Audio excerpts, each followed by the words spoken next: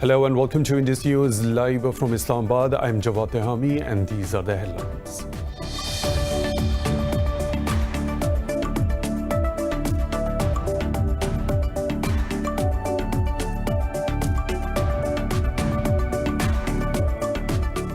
After India refused to represent Ross-serving terrorist commander Kulbushan in court, the government of Pakistan has moved the Islamabad High Court to appoint a lawyer to represent Jadhav in the case.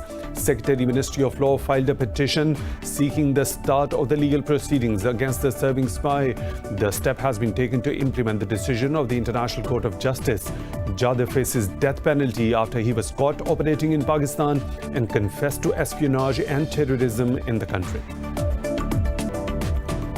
China has strongly condemned the U.S. for asking Beijing to close its consulate in Houston, Texas, calling the move outrageous and abrupt. Foreign Ministry spokesperson Wang Wenbin pressed the U.S. to reverse its wrong decision.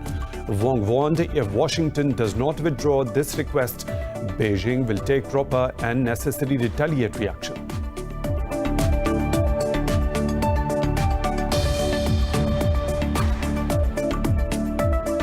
In Syria, President Bashar al-Assad's Baath Party and its allies have won a majority of seats in the country's parliamentary elections. The Election Commission said the ruling alliance won 177 seats in the 250-member parliament. The election has been described as theatrical by the exiled opposition. Russia and Turkey have agreed to continue efforts for a permanent ceasefire in Libya. A joint statement after high-level consultations in Ankara said the two sides are also considering the creation of a joint working group. It added that there is no military solution to the Libyan conflict and it can only be solved through the UN-facilitated political process. Those are the headlines and detailed stories right after a short break. Stay tuned.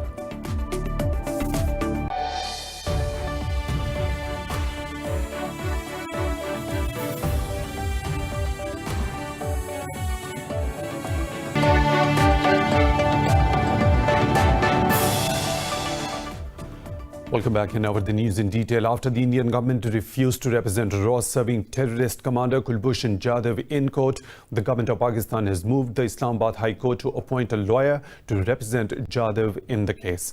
Secretary Ministry of Law filed a petition seeking the start of the legal proceedings against the serving spy. The step has been taken to implement the decision of the International Court of Justice. Jadhav faces death penalty after he was caught operating in Pakistan and confessed to espionage and terrorism in the country.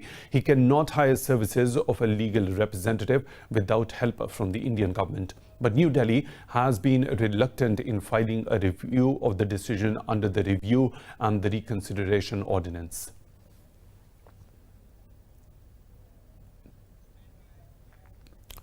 Pakistan's Prime Minister Imran has discussed a range of bilateral and regional issues with his Bangladeshi counterpart Hasina. In a statement, a PM office said Pakistan is committed to deepening relations with Bangladesh on the basis of mutual trust, respect and sovereign equality.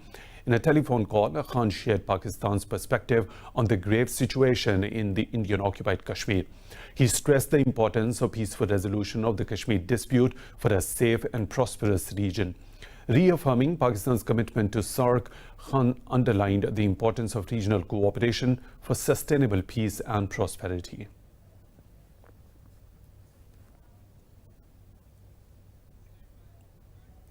38 more people have died from COVID-19 in Pakistan, increasing the toll to 5,677. The Health Ministry says the number of infections has exceeded 267,000 after 1,332 tested positive in the last 24 hours. The ministry said so far over 210,000 patients have recovered across the country. It said there are now 51,283 active cases, among which 1,436 are critical. The southern province of Sindh is the worst hit with over 114,000 infections, while Punjab has reported more than 90,000 cases. The US has reported over 60,000 new cases of COVID-19 as the tally nears 3.9 million. 1,056 people lost their lives overnight, with almost 142,000 deaths. Brazil has recorded 1,367 deaths in the last 24 hours. Globally, the death toll from the virus has exceeded 616,000, with the number of infections over 14.9 million. The new coronavirus continues to devastate the Americas, with the outbreak getting worse, especially in Brazil, Mexico, and the US. In Brazil, the death toll has crossed 81,000 with nearly 2.2 million infections. The US has reported over 8,000 daily deaths for the first time since early June. The grave state of affairs has turned President Donald Trump from mask skeptic to champion of face coverings. Over months of downplaying COVID-19, Trump admitted the country is headed for the worst. It will probably, unfortunately, get worse before it gets better. Something I don't like saying about things, but that's the way it is. It's what we have. You look over the world, it's all over the world. In Asia, China has reported 14 new cases of the coronavirus, 5 of them imported, and the rest in the far western region of Xinjiang. Meanwhile, South Korea's new daily infections have rebounded to over 60. Japan's health ministry has approved the use of dexamethasone as a treatment for COVID-19. The World Health Organization has also given it a nod of assent. But the UN health body has warned Bolivia, where the Senate approved the use of a bleaching agent to prevent and treat the coronavirus. Reportes al respecto. Both within and outside the Americas, we received reports that both Latin Americas and Caribbean, as well as the FDA, which is the Food and Drug Administration of the United States, have received many reports of the adverse, even great effects to the patients that have consumed these substances. These reports include respiratory failure, changes in heart rhythm, liver failure, and serious digestive issues. The Australian state of Victoria has announced a daily record as it makes wearing face masks mandatory in public. Meanwhile, Ireland had decided to lessen travel restrictions with 15 European countries. China has strongly condemned the U.S. for asking Beijing to close its consulate in Houston, Texas, calling the move outrageous and abrupt. A foreign ministry spokesperson Wang Wenbin pressed the U.S. to reverse its wrong decision. Wang said the consulate was working normally until yesterday, when it was told to close down. Wang warned if Washington does not withdraw this request, Beijing will take proper and necessary retaliatory action. U.S. State Department spokesperson Morgan Ortagus has confirmed the development. She said Washington ordered the closure to protect American intellectual property and private information. A U.S. Senate report has accused China of digital authoritarianism. A Senate Foreign Relations Committee report says Beijing is involved in surveillance and censorship within and beyond its borders. The report says Beijing is exporting digital technologies to increase its global influence. It says Washington is on the verge of losing the future of the cyber domain as Beijing continues to use its digital supremacy.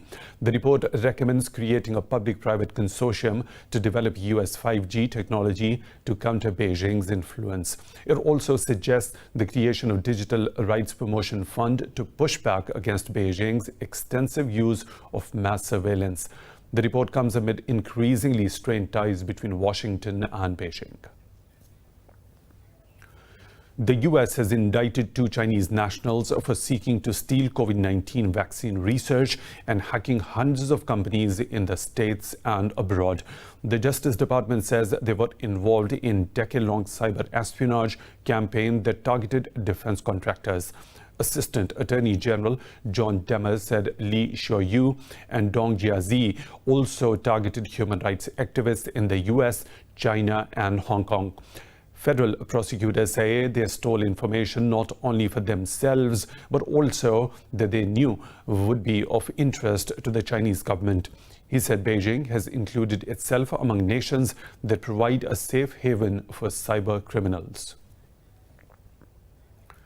Kabul claims the Taliban have killed 7 Afghan security personnel in southern Kandahar province. In a statement, Kandahar police said clashes started in Takhtapul district when the Taliban attacked security checkpoints.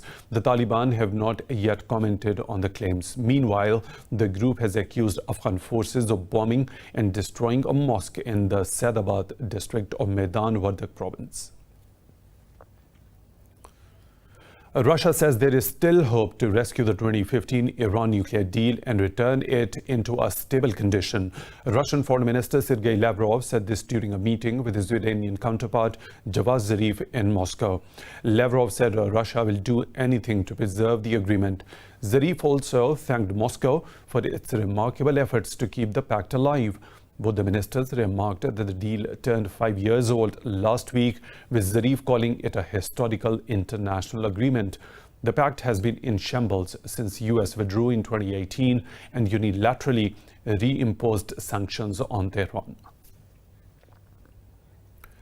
President Bashar al-Assad's Ba'ath Party and its allies have won a majority of seats in the country's parliamentary elections. The Election Commission said the ruling alliance won 177 seats in the 250-member parliament. State media said over 7,000 polling stations were set up across about 70% of the country.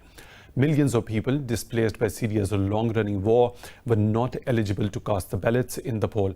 Earlier, the US dismissed the vote as staged, managed and unfree, while Syrian opposition called these elections illegitimate and said the regime chose the candidates beforehand and then elected them. The world leaders from the US, the UAE, Turkey and Germany have discussed the Libyan crisis in a fresh round of phone calls. US President Donald Trump spoke to Abu Dhabi's Crown Prince Sheikh Mohammed bin Zayed Al Nahyan, while Turkish President Tayyip Erdogan held talks with German Chancellor Angela Merkel. In a statement, the White House said Trump and Zayed discussed the importance of de-escalation in Libya through the removal of foreign forces. It said both the leaders also discussed regional security issues during the phone call. Meanwhile, Turkey's communications ministry said Erdogan and Merkel discussed the developments in Libya and Syria, as well as COVID-19 pandemic. It said the two leaders also discussed bilateral relations with the economy and tourism in particular. Russia and Turkey have agreed to continue efforts for a permanent ceasefire in Libya. A joint statement after high-level consultations in Ankara said the two sides are also considering the creation of a joint working group. It added that there is no military solution to the Libyan conflict and it can only be solved through the UN-facilitated political process. The latest round of talks comes 2 days after Egyptian parliament authorized deployment of troops to Libya. Earlier, Egyptian President Abdel Fattah al-Sisi threatened military action against Turkish-backed forces in Libya. Egypt says it has killed 18 suspected militants while thwarting a terrorist attack on a security complex in northern Sinai. In a statement, the military said 2 army personnel were killed and 4 others wounded during the encounter in the Bir al-Abed area. It said one of the attackers was wearing a suicide jacket, which may have caused a major blast. The army said troops destroyed 4 vehicles, including 3 that were packed with explosives. For over a decade, the Egyptian military has been battling an insurgency in the northern Sinai region. The fighting intensified after the military's 2013 overthrow of President Mohamed Morsi. It's time for a short break. We'll be back with more stories. Stay tuned.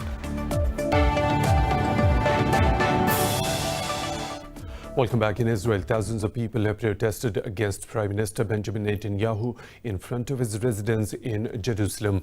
The protesters demand Netanyahu's resignation over corruption charges and his government's poor handling of the coronavirus pandemic. Police arrested 10 people and fired water cannons to disperse the protesters. Demonstrators blocked roads and set fire to trash bins in the city center after a demonstration outside Netanyahu's residence. Protesters asked Netanyahu to resign amid a corruption trial in which he faces charges in 3 cases that include bribery, breach of trust and fraud. Netanyahu has denied any wrongdoing while being in the office. The US says it is not withdrawing its troops from South Korea. In a media briefing, the US Defense Secretary Mark Esper said he has not issued orders to pull personnel from the Korean peninsula. Esper said Washington will continue to consider adjustments to deployments worldwide for greater strategic flexibility. He said Washington will continue to work with Seoul to achieve the complete denuclearization of North Korea to ensure peace on the peninsula. Earlier, US President Donald Trump asked Seoul to pay more in defense cost sharing that led to speculation about a possible drawdown in the military presence. The U.S. has imposed sanctions on Venezuela's Chief Justice Miguel Moreno and announced a $5 million reward on information leading to his arrest. In a statement, U.S. Secretary of State Mike Pompeo said Moreno used his position for personal gain.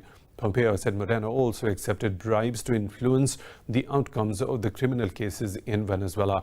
He said Washington will continue to stand against corruption and transnational organized crime. In a statement, Moreno said Venezuela's judiciary will not accept instructions from Washington.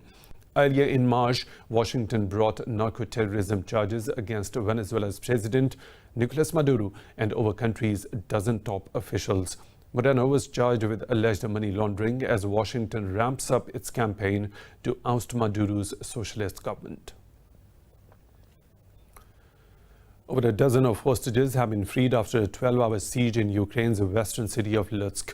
Interior Minister Arsen Avakov says the gunmen released them unharmed after a 15-minute phone call with Ukraine's President Volodymyr Zelensky.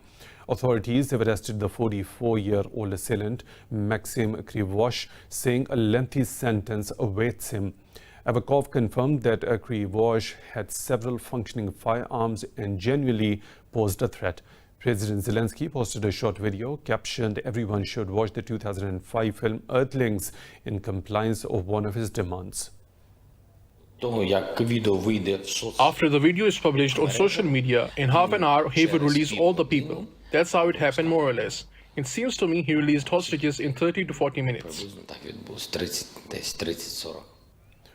Greece has sentenced 2 Russian sailors to 253 years imprisonment over migrant and human trafficking. Russia's UN Human Rights Committee Vice President Ivan Melnikov termed the punishment harsh considering the nature of the incident. In an interview, Melnikov said Konstantin Semenov and Ivan Vozenikov-Tesp have been sentenced to between 7 and 12 years in prison for each migrant. Malikov said illegal migrants climbed aboard the ships despite refusal by the Russian sailors whose yacht broke down mid-journey. He said both tried to warn coast guards but were apprehended and later charged when the officer finally approached. Both the sailors pleaded not guilty. Bolivian police have recovered over 400 bodies from streets and homes, with most of them believed to have had COVID-19. They say all bodies were found over a 5-day period in La Paz, Cochabamba and Santa Cruz. They said nearly 85% of the bodies were positive cases for COVID-19 and cases with virus symptoms. Bolivian health officials say the western regions of Cochabamba and La Paz are experiencing a very rapid increase in coronavirus cases. Costa Rica has seized over 3,300 kilograms of cocaine worth $50 million in the Caribbean Sea in 2 separate operations. Police said 7 Colombians and 1 Honduran suspects were arrested in connection with the drug bust. In the first operation, the Coast Guard seized over 1,200 kilograms of cocaine off the coast of Cayuta and arrested 4 Colombians. In another operation, authorities seized over 2,000 kilograms of cocaine after intercepting a speedboat in the Caribbean waters. Costa Rican Coast Guard Director Martin Arias said the operations were conducted in collaboration with the U.S. and Colombian authorities. Seizures such as those made over the weekend, where we seized more than 3,000 kilograms of drugs, are very important. It is a very strong blow to the drug traffickers because the value of the drugs is about $15 million. China has evacuated thousands of residents after a landslide blocked a river and created a barrier lake that threatened to submerge neighboring villages. Large parts of the country have reeled under some of the heaviest rainfall in decades. Local authorities said the landslide occurred after 1.5 million cubic meters of earth fell into a tributary of the Yangtze River in the Hubei province. They said red alerts have been issued in the provinces of Anhui and Jiangxi. China's Water Resources Ministry has also warned that the water levels in the Yangtze and adjoining lakes will continue to rise. Officials said they are keeping a close eye on the water levels at the Three Gorges Dam, as it is now 16 meters higher than its official warning level. In the U.S., National Weather Service has issued tsunami warning after 7.8 magnitude earthquake jolted the western city of Perryville in Alaska State. Officials said this warning includes parts of coastal Alaska from Kennedy Entrance to Umiak Pass. In 28th of March 1964, a 9.2 earthquake and ensuing tsunami in the region caused about $2.3 billion worth of damage. The most of the damages were caused by tsunamis, landslides and avalanches.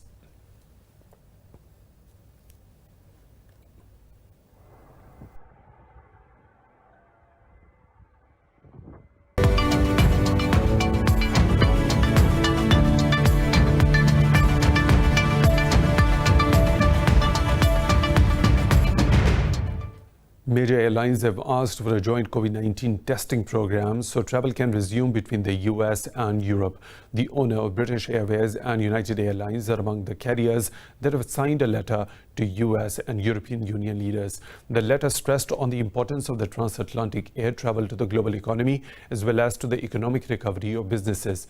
It added that a pilot testing program could be an excellent opportunity for the government and industry to work together.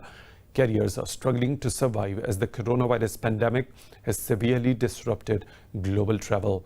Currently, travel between Europe and the US is largely barred. European stocks have retreated as concerns over COVID-19 outweigh optimism directed at the European Union's recovery fund. All sectors and major bourses have slid into negative territory. The pan-European stock 600 has slid 1% in early trade, with basic resources shedding 2% to lead losses. London's FTSE has lost nearly 1%, while Paris's CAC 40 slipped over 1%. Germany's DAX also shed almost 0.5%. Early Asian stocks also edged lower with the exception of mainland Chinese bourses due to rapidly rising global coronavirus cases. Meanwhile, gold prices have soared to a 9-year high, while the dollar weakened after EU leaders agreed the stimulus package.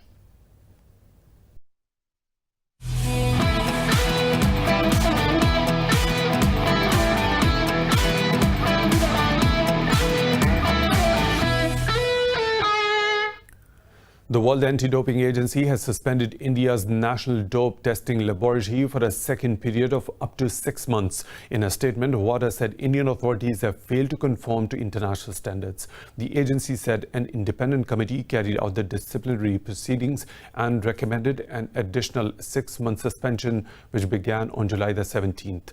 The laboratory has the option to appeal to the Court of Arbitration for Sport against the WADA decision. The New Delhi-based laboratory had previously been suspended in August following a WADA site visit. It was prohibited from carrying out anti-doping activities, including all analyses of urine and blood samples. In English Premier League, Aston Villa beat Arsenal in a 1-0 victory at Villa Park to move out of the relegation zone with one match remaining. Zhangwe's first-half goal proved enough for the hosts to leapfrog Watford on goal difference, who lost to Manchester City by 4-0 earlier. Despite Arsenal's pressure, Villa hung on for their second victory in 3 games to move out of the bottom 3 for the first time since February. The battle for survival is set to go down to wire as Villa face West Ham, while Watford travel to Arsenal on Sunday. Both the teams have 34 points, with Villa having an advantage for a better goal difference of -26. In the Italian Serie A, Atalanta beat Bologna by 1-0 at the Juve's Stadium, while taking their league goals tally to 95 for the season. This total is the highest by any side in a single season for over 60 years. Half-time substitute Luis Muriel scored the winner in the 62nd minute to extend Atalanta's unbeaten run in the league to 15 games. The wins lifted the hosts into the second place on 74 points, 6 behind leaders Juventus, who have a game in hand. Elsewhere, AC Milan beat Sassuolo by 2-1 at the Mepe Stadium to guarantee a place in the Europa League.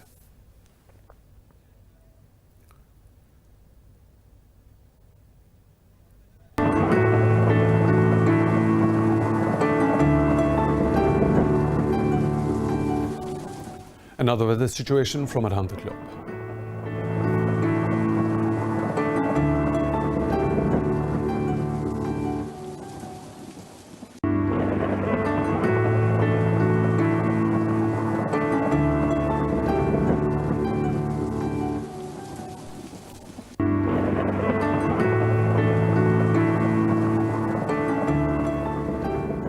And that is all for now. For the latest updates, you can follow us on social media at Indus News.